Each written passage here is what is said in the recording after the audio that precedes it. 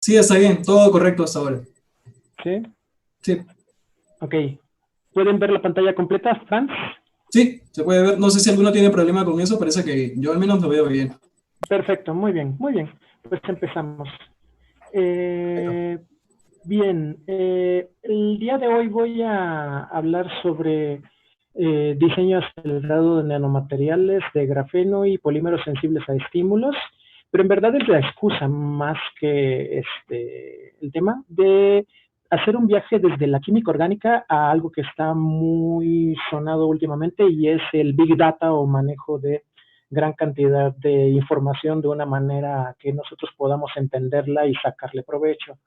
¿Y por qué empiezo desde química orgánica? Porque a mí me gusta más que mostrar resultados técnicos específicos, me gusta crear un ambiente de comprensión de todo el background que hay que lleva a una investigación tal cual. Y entonces voy a ir dando ciertas bases respecto a los temas involucrados que llevaron al grupo de investigación para desarrollar estos materiales, en donde tocaré distintas áreas y el por qué los voy a ir mencionando podrá ser elucidado por parte de ustedes a lo largo de la charla.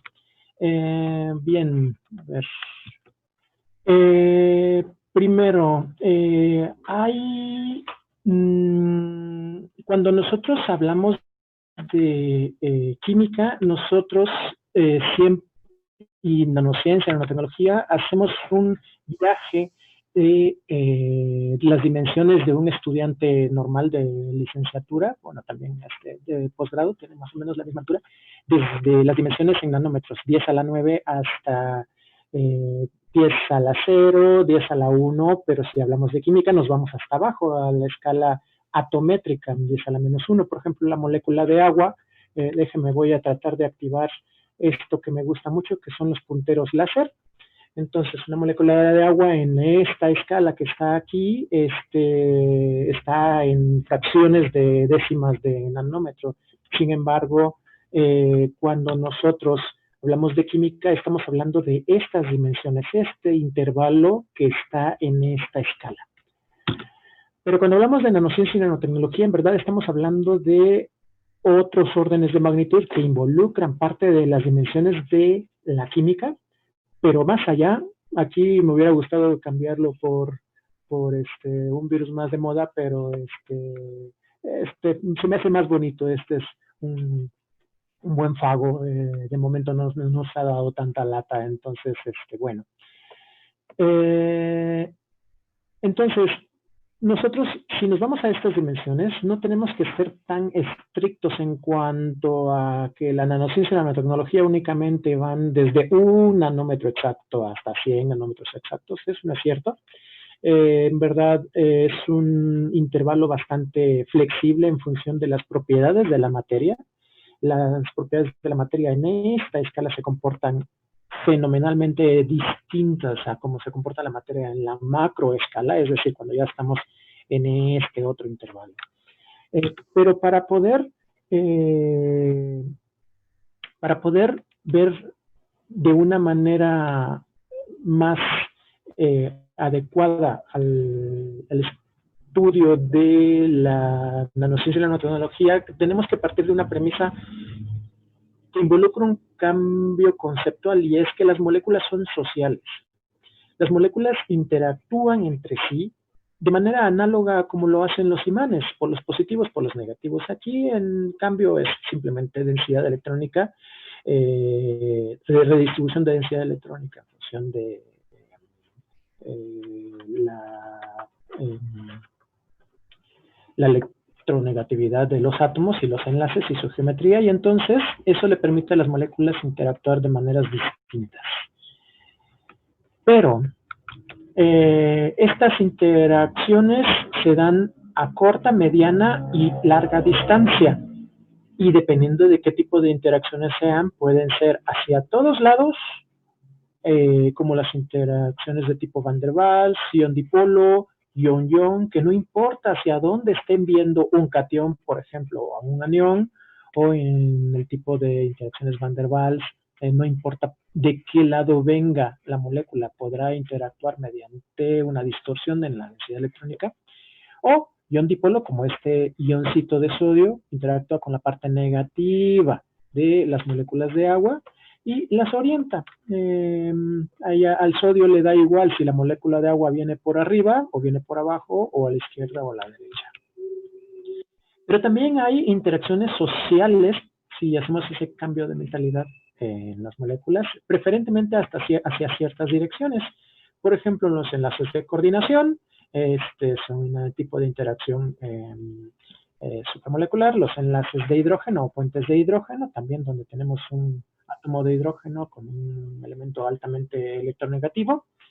La interacción ion-pi, donde podemos tener un catión con una nube pi interactuando, o un anión con una nube pi. Y la interacción dipolo-dipolo, donde la parte negativa de una molécula interactuará preferentemente con la parte positiva de otra molécula idéntica, y viceversa. Y si interactúan polos opuestos, pues se repelerán. Entonces son interacciones sociales que tendrán distinto alcance en función de la fortaleza de estos enlaces y con cierta direccionalidad o no, según como lo vemos. Pero para ello importa qué forma tienen las moléculas. Si son pequeñas, si son grandotas, si son moléculas individuales o son polímeros. Y por ejemplo, aquí tenemos un anillo de benceno que podríamos hacer la analogía como si fuera una dona, un donut. Entonces, nosotros, ¿de qué manera podemos apilar donuts entre sí? Pues uno encima del otro. Y entonces a esto le hemos llamado interacciones pi-pi, apilamiento pi-pi. ¿Ok? Entonces, como las moléculas tienen formas distintas, eso les permite crear arreglos en la materia a mayor escala de distintas formas. Por ejemplo, aquí tenemos al dodesil-sulfato de sodio, que sería un análogo a los fosfolípidos que forman nuestras membranas celulares. Tiene una cabecita, tiene una cola altamente alifática, una cabecita polar. Entonces, formarán arreglos en los que, dependiendo de la forma, se empaquetan de manera distinta e interactúan complementariamente aquellas partes que así lo permiten. Esto es bastante relevante porque son las moléculas las mismas que tienen la información adentro de ellas que dictan cómo va a ser la materia a escala macro. Es decir, nosotros a una molécula, por pequeña que sea, mediana o grande, podemos meterle información para que ella, al acoplarse en la escala macroscópica o microscópica, traduzca esa información en estados de la materia, fases, arreglos y todas las variantes que nosotros podemos encontrarnos en la materia a esta escala. Es decir, las moléculas son como un chip de programación. Pero, ¿qué pasa si nosotros pudiéramos complementar a las moléculas entre sí? Es decir, lograr que una molécula quepa en otra. Pues esto sería hacer algo análogo a los bloques Lego. Aquí tenemos un bloque Lego, aquí tenemos un huequito que es complementario, pues en principio cabrá. ¿Dónde? ¿Aquí o aquí? Pues cabrá aquí porque la forma y el tamaño serán complementarios. El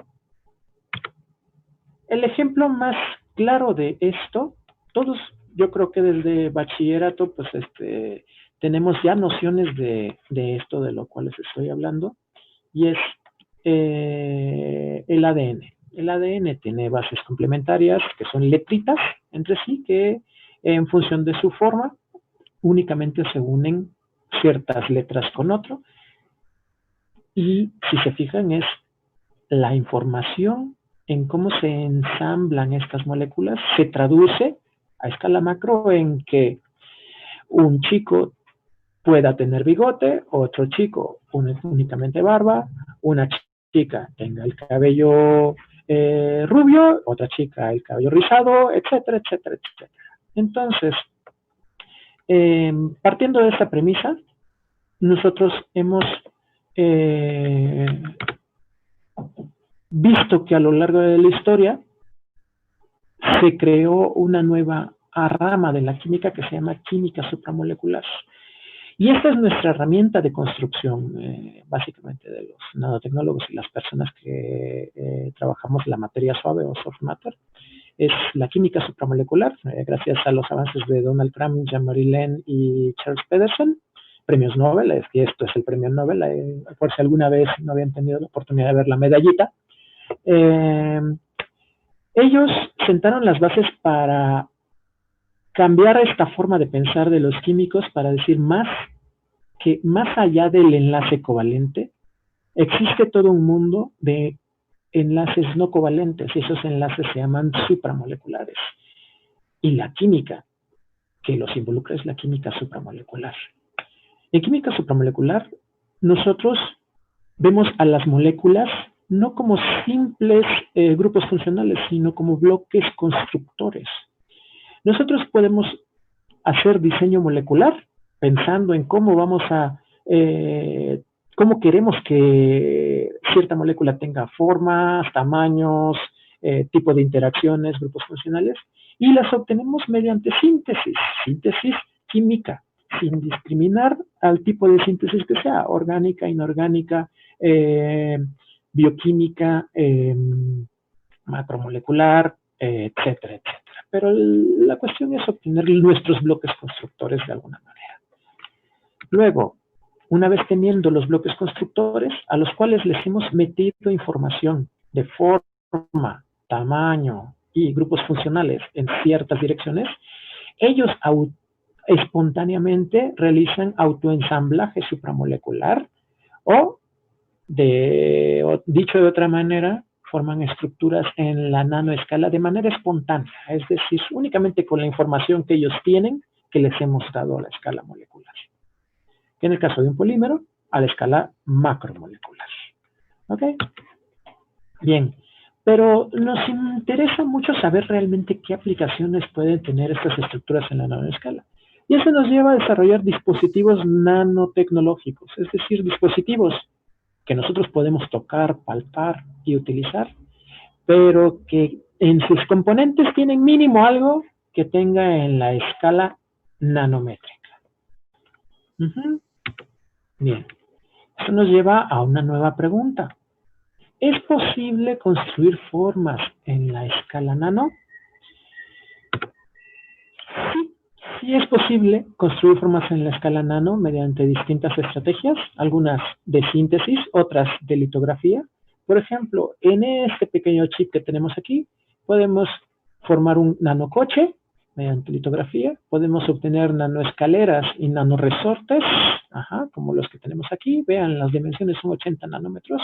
Actualmente podemos alcanzar dimensiones todavía menores. O tener nanoestatuas, por ejemplo. Aquí tenemos un nanomaniquí, si lo logran ver. Aquí tenemos un nanoavión. En verdad es un microavión, pero los detalles que tiene el avión están en la escala nanométrica. Aquí tenemos una nanoguitarra, un nanotorito, etc.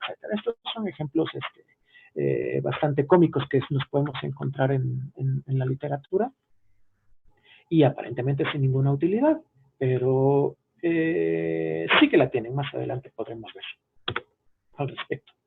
Porque nosotros también usamos diferentes formas del carbono, formas alotrópicas más concretamente. ¿Qué es un alótropo?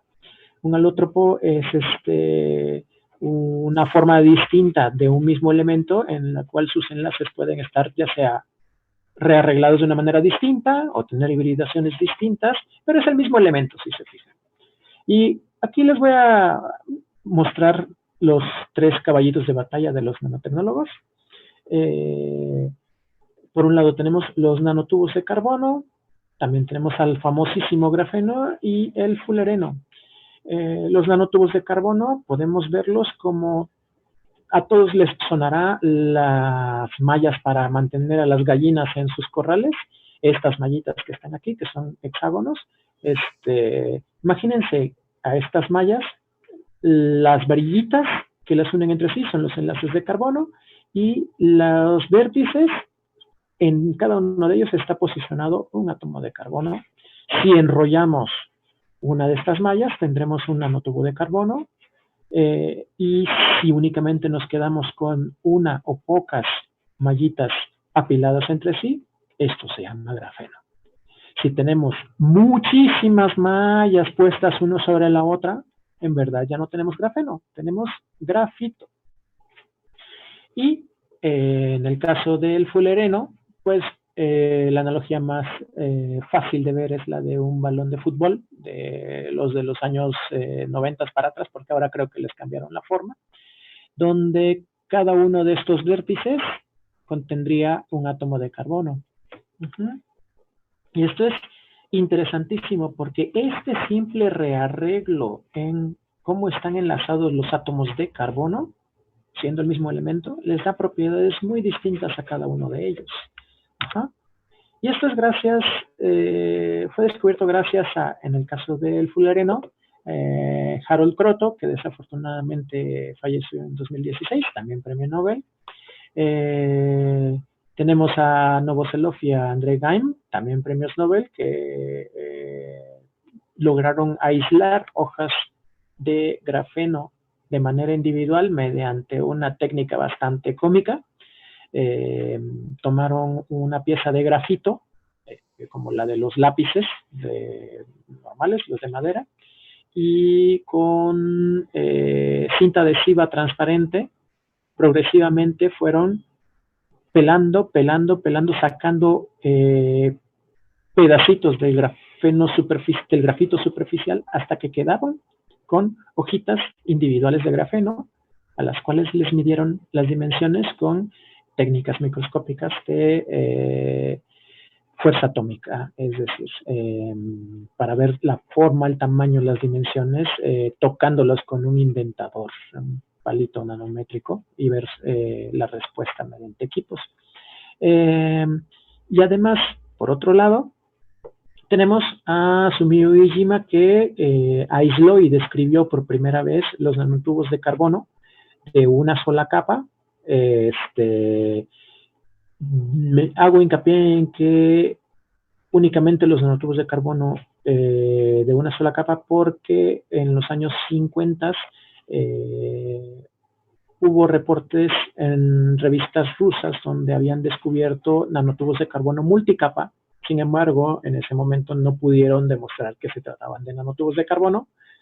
Por lo tanto, pues el mérito se lo lleva actualmente Sumio Iijima, fue quien los describió, aquellos de una sola capa, pero desafortunadamente a él, pues, hasta el momento no le han logrado dar el premio Nobel. Aquí está Sumio Iijima el año pasado, aquí está la persona que les está dando la conferencia, y aquí está la doctora Marta Escarza, una muy querida colaboradora en el Congreso NT19 del año pasado. Pero más allá de esta parte, es importante saber cómo podemos utilizar estas distintas formas del carbono. Para ello necesitamos saber qué tipos de formas distintas podemos contar, con cuáles podemos contar. Se los presento, es un nanotubos de carbono de capa simple, y este es un nanotubos de carbono multicapa. Lo interesante es que son sistemas pi conjugados. Es decir, tenemos un enlace simple, uno doble, un enlace simple, uno doble, un enlace simple, uno doble, y así a lo largo de toda la estructura. Esto sucede tanto en estos nanotubos de carbono como en estos otros que están aquí a la derecha, y sucede también en el grafeno. En el grafeno también tenemos ese tipo de conjugación pi a lo largo de la hoja. ¿Por qué es esto tan interesante? Porque nos permite conducir electrones. Yo puedo meter un electrón aquí y saldrá del otro lado, siempre y cuando cerremos el circuito. Entonces, nosotros podemos diseñar equipos, sistemas que funcionen con electricidad o generen electricidad, o manifiesten propiedades relacionadas con carga eléctrica, no importa qué propiedades. Y esto es básicamente siguiendo la misma física que nos enseñaron a nivel licenciatura, incluso de bachillerato. Pero bueno, con la hoja de grafeno sucede lo mismo. Si yo introduzco electrones de un lado, saldrán del otro lado, y de manera balística, es decir, entra y así como entra, sale del otro lado el electrón. No voy a entrar en términos cuánticos para explicar esto, porque lo que nos interesa es la parte aplicada. Pero también nosotros podemos aprovechar nanoestructuras de distinto tipo. Aquí tenemos nanopartículas, por ejemplo, de oro. Aquí tenemos nanopartículas de plata que forman unos triangulitos preciosos. Otras nanopartículas de oro que forman unos tipo bacilos, como los miñones de Gru, mi villano favorito. Y ya también podemos tener nanopartículas de polímeros o nanopartículas encapsuladas en otro material. Por ejemplo, aquí oro encapsulado en silicato. Cuando usamos la letra arroba, nos referimos a que tenemos algo adentro de algo. Bien. Pero también con las formas de las moléculas podemos generar autoensamblaje. Por ejemplo, si tenemos moléculas en forma de discos, podemos apilarlas como monedas en el banco. Si tenemos moléculas con forma de barra, podemos apilarlas como si fueran columnas. Si tenemos moléculas con forma de donuts o donas, así como el benceno, podemos apilarlas igual, uno encima de otro. Si tuvieran forma de rebanada de pizza, se apilarán en forma de pizza completa. Si tienen forma de conito, se apilarán como un conito adentro del otro, y si tuvieran forma plana y alargada, pues tendremos estructuras planas que crecerán en una dimensión. Jugando con todo ello, nosotros podemos ver en la literatura que es posible obtener, por ejemplo, aquí tenemos una nanodonut, una nanodona, aquí un nanobalón, aquí tenemos un nanotubito, aquí tenemos un nanoespiral, aquí tenemos un nanochico, un nanombre, aquí tenemos una nanobotella de cierto refresco que todos conocemos y que no podré decir por razón del tema de mercado. Aquí tenemos un nanoconejo, etcétera, etcétera, etcétera. En función de su forma podemos obtener distintas estructuras, pero también podemos hacerlo con macromoléculas. Es decir, por ejemplo, con el ADN. El ADN es un polímero y en función de las letras nosotros podremos obtener algo que se conoce como origami. Origami de ADN, así como aquel con el que obtenemos las grullas, los pajaritos de papel, pues podemos obtener figuras de distinto tipo. Caritas felices, triangulitos, etc. Bien. Con todo esto, ¿qué podemos hacer? Con todo esto, podemos hacer nanosistemas estímulos sensibles. ¿A qué me refiero con nanosistemas estímulos sensibles o sistemas o nanosistemas sensibles a estímulos? Los nanosistemas estímulos sensibles son aquellos que ante una influencia externa, estos sufran algún cambio en su estructura o en propiedades y entonces den una respuesta en algún otro tipo de manifestación, tipo química, física, etc. ¿A dónde voy? Por ejemplo, aquí tenemos una serie de cadenitas de ADN que se complementan entre sí en ciertas regiones se pegan entre sí, que a cierto pH están en una conformación, pero en otro pH cambian su conformación. Es decir, yo estoy metiendo un estímulo químico, que es el pH, y obtengo una respuesta física, que es la conformación de mi cadena de ADN. Esto podríamos decir, pues simplemente cambios de conformación, etcétera. Pero si yo introduzco grupos moleculares que me den una respuesta macroscópica, como moléculas que produzcan luz, o que absorban luz, o que den fluorescencia, o que hagan fosforescencia, etcétera, entonces ya puedo obtener una respuesta en la macroescala, simplemente con un estímulo químico y utilizando una estructura polimérica biológica que cambie su conformación. Y esto nos permite, por ejemplo, obtener nanopersonas de ADN. Aquí tenemos distintos pedazos de ADN que se ensamblan entre sí y que ante cierta concentración de cloruro de magnesio están en conformación manos abiertas, y al aumentar la concentración de cloruro de magnesio tenemos manos cerradas. Ajá. Esto es súper interesante porque de esta manera yo no solo construyo estructuras que tengan una función, sino que además les dicto cómo van a, en qué forma van a estar en función del estímulo exterior.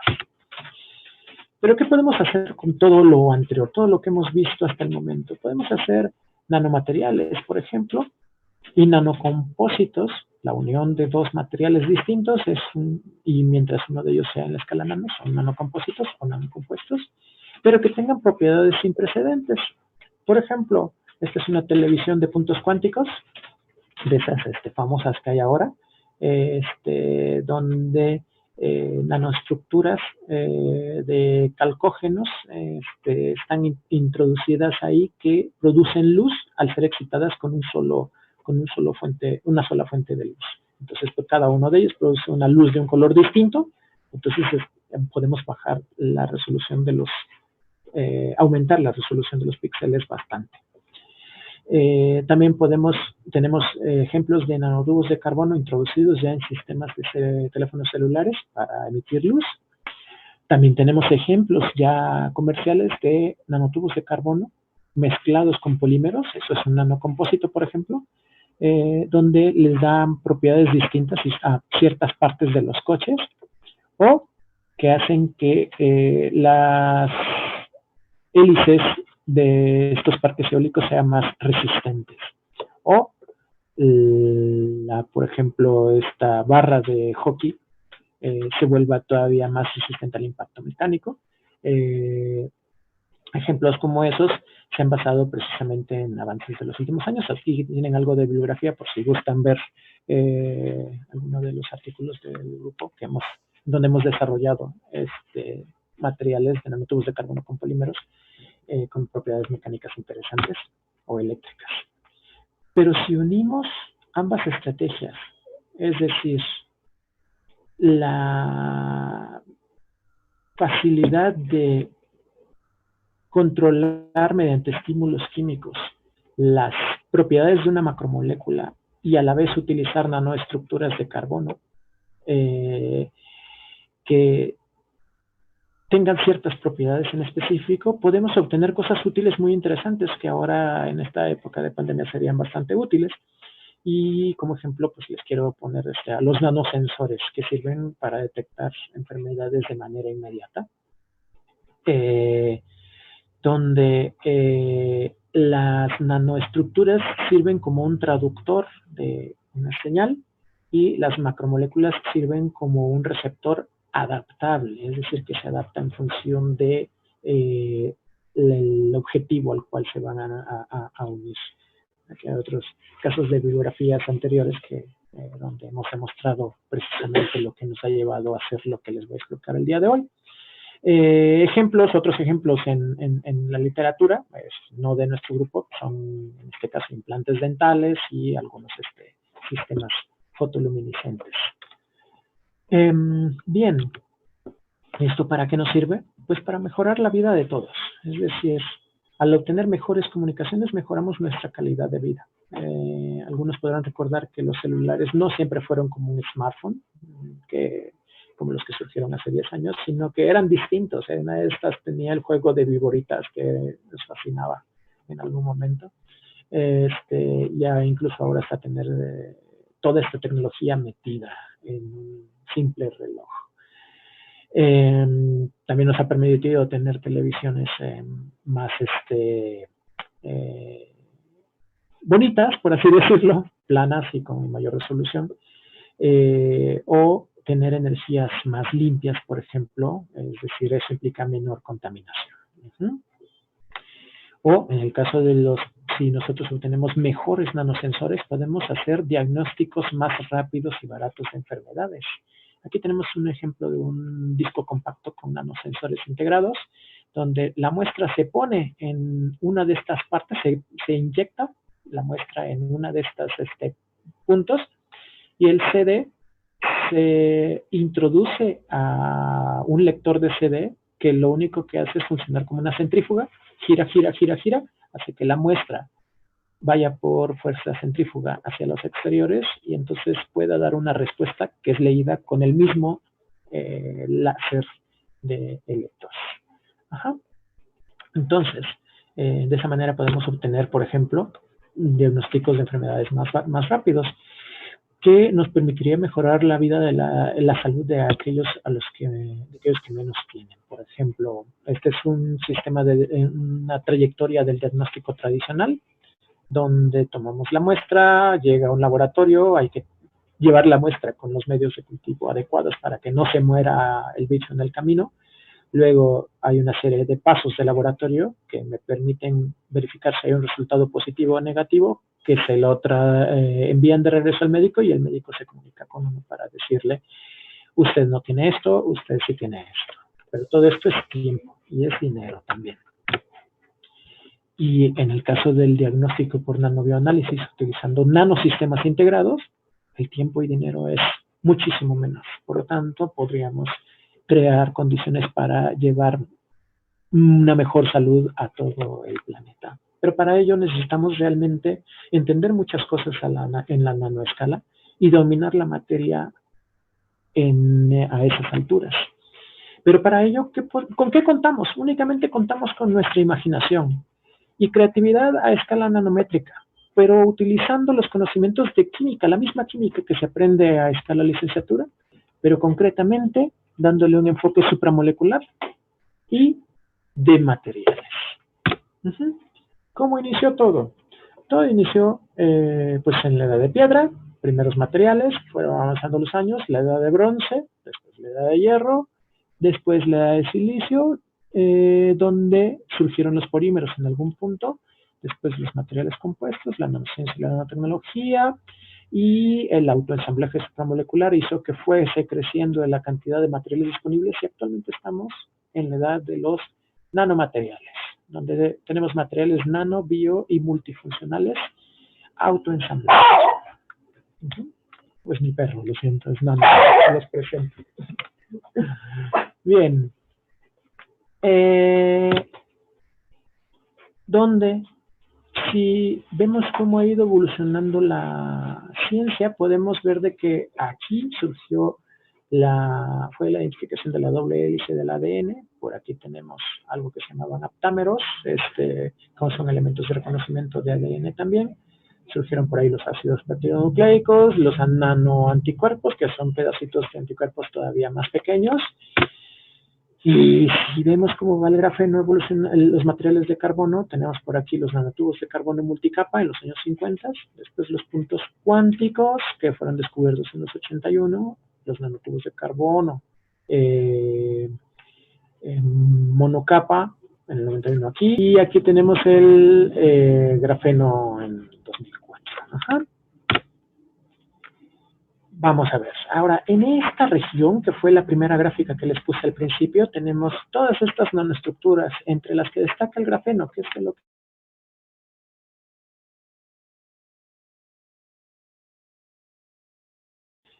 ¿Cómo inició todo? Tenemos que pensar que el mundo nano y supramolecular es totalmente multidisciplinario, donde todas las distintas ramas participan entre sí, desde un enfoque construyendo desde abajo hacia arriba o desde arriba hacia abajo para obtener sistemas funcionales en la macroescala. Pero ¿cómo llegamos al diagnóstico rápido, que es la herramienta más deseada?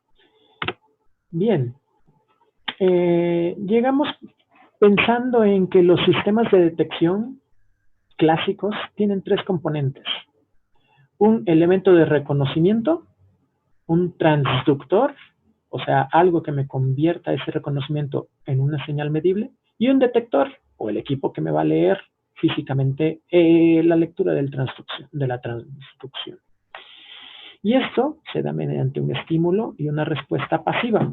Llega el analito, se une al elemento de reconocimiento y el transductor cambia alguna propiedad que es medida como una señal.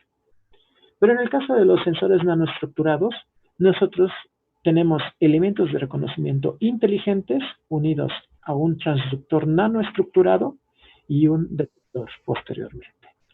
Luego de la llegada del analito, este funciona como un estímulo que genera una respuesta dinámica, es decir, que cambia una propiedad en el elemento de reconocimiento, y el transductor transfiere esa señal a mi equipo. Es decir, los transductores son traductores. Traducen un estímulo en una respuesta. Ejemplos clásicos tenemos metales, polímeros eléctricamente conductores y otros como el grafito, el carbón vitrio, etc. Pero los ejemplos no estructurados podemos tener tanto metálicos como alótropos del carbono, entre los que destaca el grafeno precisamente, que es esta estructura que tenemos aquí. Bien. ¿Cómo funciona? Si nosotros aproximamos, dependiendo de qué tipo de transducción sea, si nosotros aproximamos cargas o iones hacia la superficie de mi transductor de carbono, ya sea un nanotubo de carbono o un grafeno, eso generará un cambio en la distribución de densidad electrónica interna en mi nanocarbono para compensar las cargas exteriores, cationes, aniones, etc. Y de esta forma generamos un capacitor. Este es un capacitor. De esta manera nosotros estamos variando la capacitancia de doble capa en la superficie de mi material nanoestructurado. Este es un ejemplo con nanotubos de carbono, pero funciona muy parecido con el grafeno. Bien. Pero ¿cómo buscamos el reconocimiento de nuestros analitos? Pues aplicando química supramolecular. Por ejemplo, tradicionalmente los anticuerpos, las enzimas, son sistemas supramoleculares que tienen un sitio de reconocimiento que se adapta a nuestro analito y entonces este cambio conformacional después lo podemos leer de alguna manera. Pero en el caso de los ejemplos dorados, son estructuras todavía más pequeñas en la escala nano que se adaptan conformacionalmente hacia el analito al cual están siguiendo. Y entre ellos podemos destacar el caso de, dame un segundo, los polímeros sensibles a estímulos, que son polímeros artificiales que cambian su conformación en función de la carga del medio. Esto es bastante útil porque los polímeros sensibles a estímulos son mucho más fáciles de sintetizar que una biomolécula. ¿Pero qué son los polímeros sensibles a estímulos? Primero, entendamos qué es algo sensible a un estímulo. Aquí tenemos ejemplos sensibles a estímulos. Esta es la hoja de la planta mimosa. Aquí tenemos una planta Venus carnívora, tenemos un camaleón, tenemos un calamar. Estos son canales de iones en una membrana celular y esto es un músculo. Todos estos son sistemas sensibles a estímulos. Ante un estímulo mecánico, hay una serie de cascadas químicas al interior de las células de esta planta que hacen que tengan cambios conformacionales y se cierren estas hojitas. No sé si todos estén familiarizados con esta plantita, pero si no, búsquenla en internet, son súper divertidas. Las tocas y se cierran. En el caso de las plantas mimosas son exactamente lo mismo, pero con la mosca. Si se mete una mosca, se cierra, se atrapa y la planta podrá tener comida. En el caso del camaleón, en función de estímulos luminosos, sus células generan cambios de color superficial. Y en el caso de los calamares lo mismo, cambian de colorcitos. En el caso de los canales iónicos, en función de los estímulos externos químicos, se abren o se cierran para dejar pasar o no iones de un lado a otro. Y en el caso de los músculos, en función de un estímulo de iones calcio, potasio, sodio, etcétera, tendremos contracción o dilatación. Y todo esto que tiene que ver con los polímeros sensibles a estímulos. Los polímeros sensibles a estímulos funcionan exactamente igual. Ante un estímulo externo, el polímero, una serie de monómeros unidos covalentemente, cambia su conformación en la forma extendida a una forma contraída. Solo para refrescar un poco, tenemos distintos tipos de polímeros. Los homopolímeros son todos hechos de las mismas piezas.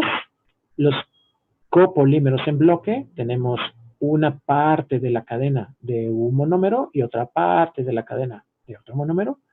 Los multibloque, que tenemos distintas regiones de distintos monómeros, y los materiales híbridos. Los materiales híbridos donde podemos tener un material distinto acoplado orgánicamente a la cadena polimérica. Y cuando esto es una nanoestructura, tenemos un nanomaterial híbrido. Que podemos encontrar distintas aplicaciones, pero ¿qué tipo de estímulos podemos utilizar? Distintos, los que se les ocurran. Estímulos mecánicos, eléctricos, luminosos, térmicos, químicos. Lo importante es que la estructura polimérica pueda responder ante alguno de estos estímulos y cambie su conformación. Por ejemplo, aquí tenemos un ejemplo muy interesante por si quieren ver más acerca de información bibliográfica.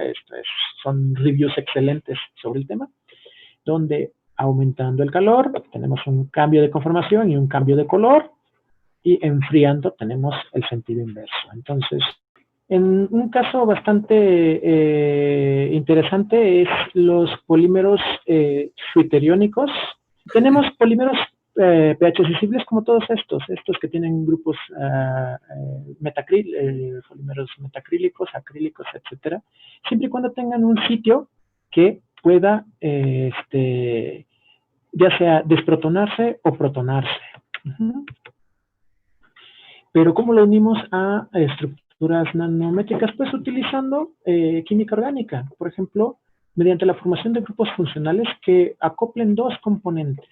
Es decir, mediante la formación de amidas, ésteres, uretanos, carbonatos, éteres, tioéteres, etc. Siempre y cuando un grupo R, por un lado, que es la nanoestructura, se acople a otro grupo R, que sería el polímero en cuestión.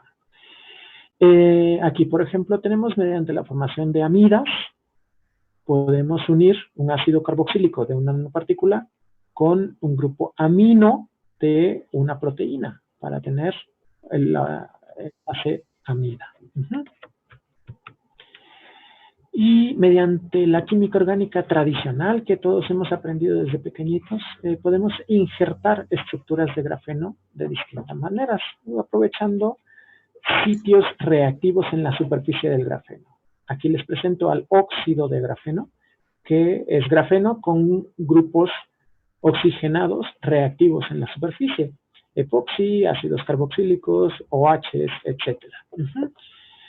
Utilizando la química apropiada, podemos aprovechar o unos u otros grupos funcionales distintos para hacer crecer cadenas poliméricas en la superficie o unir polímeros a la superficie mediante distintas estrategias. Por ejemplo, y para ello, por ejemplo, tener polimerizaciones diversas. Yo puedo, por ejemplo, incluir sitios polimerizables químicamente en estos grupos funcionales para después, adicionando más monómero, poder hacer el crecimiento de cadenas poliméricas en el resto de la estructura. Pero si nosotros nos ponemos a pensar, todo esto son una serie de etapas de modificación química distintas que involucra síntesis, donde podemos utilizar muchos reactivos y cada reactivo tendrá que llevar una concentración adecuada, óptima. Y todas estas combinaciones de reactivos y distintas posibles combinaciones nos permitirán obtener variantes distintas de un mismo nanomaterial, que combinatoriamente serán distintos dependiendo de qué concentraciones podemos combinar de uno con otro. Todo esto nos lleva a una serie de infinidad de materiales distintos que podemos obtener y no podemos predecir cuáles de estas composiciones nos permitirán obtener un material realmente útil y que nos sea útil en escala aplicativa. porque en escala aplicativa, es decir, al evaluar estos materiales, nosotros podemos evaluarlos ante un estímulo externo químico, es decir, nuestro analito para diagnóstico, que podrá ser de un tipo o de otro o de otro o de otro, ajá, y a distintas concentraciones o intervalos. Es decir, tenemos ya un montón de combinaciones posibles entre estímulos externos que hagan funcionar este material y combinaciones de los precursores de este material en distintas condiciones. Y no me he metido con cuestiones de temperatura y presión, sino me estoy limitando a esto simplemente. ¿Para qué? Para que después el material genere una respuesta interna y yo pueda hacer mediciones con un equipo adecuado, ajá,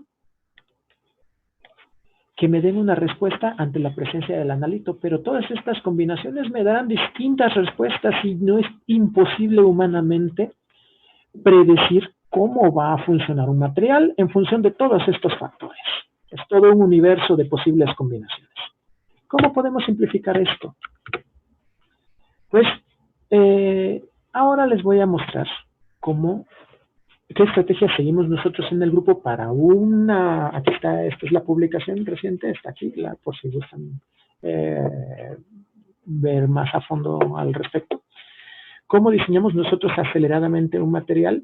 Mediante el injertado de óxido de grafeno policarboxilado, es decir, óxido de grafeno, donde el grupo R es la hoja de grafeno, con un montón de grupos carboxilo en la periferia, mediante 3 etapas de reacción. En la etapa 1, los grupos carboxilo del grupo R, que era el grafeno, fueron esterificados con para dar la formación de un éster de N-hidroxisuccinimida, esa es la N-hidroxisuccinimida, que en presencia de etilencarbodiimida, que es esta otra molécula, en ciertas proporciones, nos permite formar este éster de un intermediario que después yo puedo utilizar para hacer más química. Nosotros variamos las proporciones de EDC contra el número de grupos carboxilo que teníamos en nuestro material grafeno, preservando la proporción de N-hidroxisuccinimida contra EDC para tener distintas familias de este producto precursor en la etapa primera. Sin embargo, esto llevaba un detalle adicional, que aquí tenemos una reacción parásita en función del pH, entonces había que encontrar las condiciones de pH óptimas para que esta reacción fuera favorable. En la etapa 2, introdujimos metacrilato de 2-aminoetilo, que es la versión desprotonada, donde aquí tenemos un grupo polimerizable y aquí tenemos un grupo capaz de formar una amida, perdón. Sin embargo, nuevamente tenemos que encontrar las condiciones de pH adecuadas para que esté de esta manera, que esta es la manera en la cual se lleva a cabo el ataque nucleofílico hacia la sustitución nucleofílica al grupo acilo en esta parte para liberar el subproducto NHS y al final formar este enlace amida. Este es un error mío, lo siento. Aquí esto no es una amida. Desaparezcan este oxígeno y el nitrógeno está aquí. Es un error mío, lo siento. Pero lo interesante es de que si el grupo R era la parte del grafeno, estamos introduciendo sitios polimerizables en la superficie del grafeno. En la etapa 2. En esta etapa 2 variamos esto. La proporción de AEMA, que es esto, con la proporción de material óxido de grafeno injertado con NHS, que obtuvimos en la etapa 1. Y en la etapa 3, la polimerización, utilizando como monómero el de AEMA, 2-dietilaminoetilmetacrilato, que esta parte es por donde se polimeriza radicalariamente, utilizando como iniciador azobisibutilo o AIBN, que tenemos aquí. Lo interesante de este monómero es que polimerizado, aquí podemos protonarlo. Y al protonarlo, abajo de ciertos pHs, el polímero estaría en su versión extendida y al desprotonarlo en su versión comprimida. La obtención de este polímero, nuevamente este es un error, no le hagan caso a esta parte, la versión que se obtuvo de este nanomaterial es el grafeno injertado con polímero, polideaema sería el polímero, entrando por una parte y saliendo por la otra, mediante una estrategia que se llama grafting through o injertado a través de. ¿Ok? Bien. Luego, la respuesta. ¿Qué tipo de respuestas vamos a evaluar? Nosotros pensamos en 2 respuestas evaluadas, pero cada una de ellas nos topamos con que lleva una serie de variables distintas metidas. ¿Cómo evaluamos el material? Hicimos papelitos de grafeno, es decir, filtramos el material, recortamos en un papel filtro y terminamos con un material negrito, con este material. Este material se podría hinchar en función del pH y esto se llama hinchamiento del nanomaterial o porcentaje de Q. Aquí tenemos un hinchamiento mínimo y aquí un hinchamiento máximo. Y a la vez, como el nanomaterial también conduce electricidad y responde ante pH, lo utilizamos con un sensor de pH, un sensor potenciométrico, donde medimos la respuesta potenciométrica con un potenciómetro de alta impedancia, un electrodo de referencia, fuimos variando pH y ver la respuesta. Tenemos hasta aquí 2 variables, porcentaje de hinchamiento y respuesta potenciométrica. Pero para poder delimitar y hacer una exploración más eficiente, nosotros tenemos que hacer una exploración previa. En una exploración previa vimos de que en función de la proporción de la carbonimida contra el número de moles de ácido carboxílico en el grafeno original, había ciertas concentraciones en las cuales había una mayor proporción de NHS injertado. Y esta respuesta no era lineal. También vimos de que la cantidad de material injertado era creciente dependiendo de la etapa sintética. La etapa de síntesis 1, después en la etapa de síntesis 2 crecía un poquito y al polimerizar crecía mucho más al injertarle el polímero. Pero una vez probando los distintos materiales obtenidos, esto fue en la etapa 1, estos en las etapas 1 a 3, y al ver la respuesta de los materiales obtenidos de la etapa 2 a la etapa 3, mediante respuesta potenciométrica, vimos que sí había cierta tendencia en la respuesta potenciométrica en azul, es decir, daba mayor respuesta, con respecto a qué tanto polímero teníamos nosotros injertado. Entonces dijimos, ¿cómo podríamos analizar todo el mundo de materiales distintos que hemos obtenido? Sí, aquí les presento los datos crudos, donde aquí tenemos distintas tendencias de hinchamiento en función de las composiciones distintas. Aquí tenemos un set de datos, otro montoncito de datos, otro montón de datos, pero aquí tenemos un blanco. En esta parte es el hinchamiento mínimo, aquí el hinchamiento máximo. Estas son las respuestas potenciométricas que parecieran ininteligibles. Aquí tenemos otra serie de respuestas en función de la concentración de protones. Y estos son los tiempos de respuesta. En verdad tenemos un mundo de datos que no podemos aprovechar si no encontramos una manera útil de sacar la información. La clave para resolver esto era muy sencilla.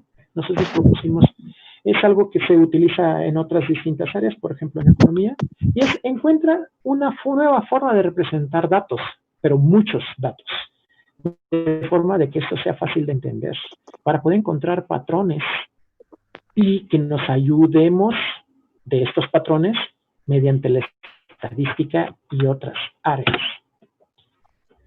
Por ejemplo, aquí tenemos, esto es la tendencia de las respuestas potenciométricas, nosotros midiendo esta pendiente, esto es voltaje, esto es logaritmo de concentración de protones.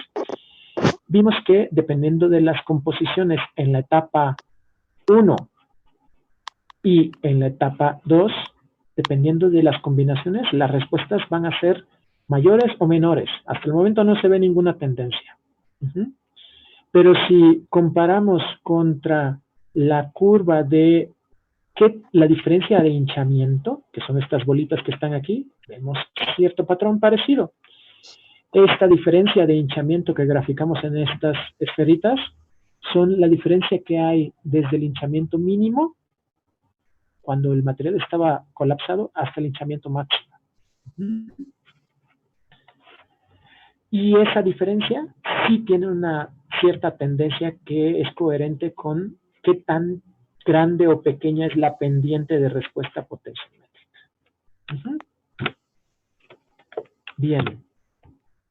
Pero, ¿qué otra cosa podemos graficar? Pues ver en qué intervalo de pHs nuestro material daba una respuesta eléctrica. Estos cubitos que están así alargados son los intervalos de pH donde inicia la respuesta y termina la respuesta. Y entonces, el intervalo que tenemos aquí es el intervalo de respuesta que sube y baja, empieza en ciertos pHs, termina en otros pHs, etc. Si nosotros lo graficamos al mismo tiempo con el intervalo de pHs desde donde empieza a hincharse el material hasta donde termina a hincharse el material, también tenemos un desplazamiento parecido, mismas tendencias más o menos, con cierta imaginación, que con el caso del blanco, es decir, aquel que no tenía polímeros, también tenía la misma tendencia. Entonces, esto es interesante porque aquí tenemos una representación de cerca de 500,000 puntos de valores de distintos tipos de variables medidas, pero todo resumido en un solo gráfico. ¿Y para qué nos puede servir? Para poder diseñar materiales que respondan en el intervalo de pH en el que yo quiero que respondan y que no respondan en los valores de pH en los que yo no quiero que respondan. Y además con cierta intensidad de respuesta en función de la composición, simplemente variando los ingredientes que yo le eché al cóctel que puse a reaccionar en el matraz. Y todo esto es mediante simplemente formas distintas de representar los datos. Y, por ejemplo, mediante la clásica sábana de respuesta tridimensional lo podemos ver también más claramente. Vemos aquí el cambio de respuesta de hinchamiento desde mínimo a máximo. Vemos que hay cierta composición por aquí que da el máximo cambio de respuesta. Pero vamos a ver, en el caso de respuesta potenciométrica, esta misma composición, combinación de reactivos a esta proporción, también dio el máximo de respuesta. Por lo tanto, yo ya sé, no solo puedo optimizar para que mi material dé una mayor respuesta, sino en función de las composiciones, puedo obtener respuestas en distintos intervalos de pH, como mostré en esta gráfica. Bien. ¿A dónde nos lleva esto? Que tenemos que ir caminando hacia sistemas en los cuales podamos detectar binariamente, si acoplamos un sistema como el anterior, sistemas con elementos de reconocimiento de microorganismos o de biomoléculas en función del pH, que nos digan sí o no tienes atonalito. Que podamos desarrollar sistemas de reconocimiento instantáneo, que podamos dar diagnóstico en el punto de tratamiento al paciente. Que podamos en un futuro llegar a la detección de una sola molécula. Y que estas macromoléculas inteligentes puedan funcionar como sistemas adaptivos, es decir, que se adapten al entorno cambiante. Y como conclusión, que el grafeno es el material del futuro. Por último, quiero realmente agradecerles a todos ustedes por haber brindado de su tiempo para poder escuchar un poco acerca de los últimos avances del grupo de investigación. Concretamente quiero agradecerle mucho nuevamente a Francia, al equipo del Journal Club, por esta invitación. Aquí estas entidades por el dinero que nos dieron para llevar a cabo las investigaciones. Quiero también agradecerles a los miembros del equipo que están por aquí, en una foto en verano pasado. Y por último, muchas gracias por su atención. Terminaré con una frase de Richard Feynman que en 1959 dijo: hay mucho espacio allá en el fondo, refiriéndose a que la nanotecnología nos podía abrir nuevas puertas en el futuro. Por último, no quiero irme sin hacer un poco de propaganda comercial del grupo de investigación en cuanto a vacantes disponibles, tanto para licenciatura como de posgrado, donde pues hay vacantes para tanto alumnos de maestría como de doctorado, y en el caso de licenciatura también hay programas de estancia, tanto nacionales como internacionales, mediante un programa del FIN de toda Iberoamérica, con posibilidades de financiamiento distintas. Bueno, pues aquí lo dejamos por el día de hoy. Espero que haya sido de su agrado, y si tienen alguna pregunta, espero poder tener el gusto de responderlas. Muchas gracias, doctor. Bueno, parece que ha sido bastante detallado. Creo que siempre resalto el hecho de poder hacer una ponencia de este estilo, en el sentido de que un tema tan complicado se hace tan sencillo cuando tiene uno la forma adecuada de poder presentarlo, ¿no? Entonces, he ahí el detalle del día de hoy, por ejemplo, con esta ponencia que nos ha brindado el día de hoy. Y bueno, y también agradecer más bien su ponencia, porque como le digo, ha sido de gran ayuda para muchos de los que nos encontramos aquí, tanto para los que están, digamos, llevando la rama como tal, para los que también son alumnos de tal vez de pregrado, ¿no? En todo caso. Muy bien, entonces ahora sin más pasamos a lo que vendrían a ser la sesión de preguntas, ¿no?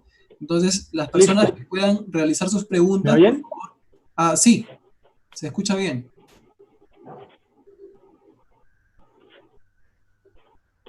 Ok, bien, entonces como digo, vamos a pasar a la sesión de preguntas. Quienes tengan preguntas pueden hacerlas levantando la mano ordenadamente, o también pueden hacerlas mediante el chat, por favor. A ver, entonces tenemos la primera pregunta, ¿no? Entonces dice, bueno, es la pregunta de Anthony Neciosu, ¿no? Me gustaría realizar estas preguntas. ¿Qué Bien. técnicas? Tengo aquí la pregunta de Anthony Ajá, que exacto. dice: me gustaría realizar estas preguntas. ¿Qué técnicas de caracterización se usan para identificar y diferenciar entre el grafeno, los nanotubos de carbono y el fulereno? Y mediante método de cinta adhesiva, ¿cómo puedo saber cuántas capas de grafeno ha desprendido el grafito? Bien. Para la primera pregunta, hay distintas formas. Simplemente una espectroscopía IR te puede dar ciertos indicios. Pero pues si quieres verte un poco más preciso, pues una microscopía electrónica de transmisión. Un microscopio electrónico de transmisión, puedes ver cada una de estas estructuras fácilmente. Sobre la segunda pregunta, mediante el método de cinta adhesiva, ¿cómo puedo saber cuántas capas de grafeno he desprendido del grafito? Esa es una buena pregunta, porque estos chicos lo hicieron adhiriendo grafeno consecutivamente, adhiriendo cintas consecutivamente una tras otra, y pues la verdad es que hasta que vieron que ya no se hacía más delgada la capita de grafito, asumieron que ya era grafeno. Pero luego mediante simulaciones estimaron que el grosor de una capa de grafeno tenía que ser de cierta fracción de angstroms, y pues dijeron: me coincide estadísticamente lo que mido, pues digo que ya tengo mi capita. Pero en verdad es un marco de referencia. ¿Ok? Muy bien. ¿Cuál es la aplicación principal del material obtenido? Nosotros pensamos que pueden ser sistemas de detección adaptables en función de las condiciones en las que se necesitan ponerlos a trabajar. Es decir, un sensor que te diga sí o no, on, off, a cierto intervalo de pH, u otro que diga on, off, sí o no, en otro intervalo de pH. Por ejemplo, en sistemas biológicos, sanguíneos, muestras distintas, etc. Buenas tardes. ¿En qué rango de pH se trabaja con el grafeno? ¿Cuál es la mínima lámina de grafeno con que se trabaja en la industria? La verdad es que el grafeno es muy noble. Te aguanta prácticamente todo el intervalo de la escala de pH, siempre y cuando sea grafeno. Si es óxido de grafeno, puede desprotonarse arriba de ciertos pHs y puede estar excesivamente protonado abajo de otros. Entonces, bueno, esa sería la respuesta. ¿Y cuál es la mínima lámina de grafeno con que se trabaja en la industria? En la industria se trabaja principalmente con nanografeno, nanocapas de grafeno, que es grafeno, nanopartículas de unas pocas hojas apelmazadas, porque no podrían tenerlas exfoliadas de forma de que se puedan procesar industrialmente. Bien, ¿podríamos aplicar estos materiales para condiciones cambiantes considerando su respuesta de estímulos a modo de materiales con memoria? Sí, esa es la idea. Efectivamente, esa es la idea. Meterle inteligencia al material inteligente. ¿Tiene algún avance con grafeno rotado? Respecto a rotado no me queda claro, pero si nos puede Melanie decir a qué se refiere con grafeno rotado, con gusto le respondo. De acuerdo a diferentes estímulos, nosotros podemos inducir un comportamiento específico de los nanomateriales. Efectivamente, esa es la idea.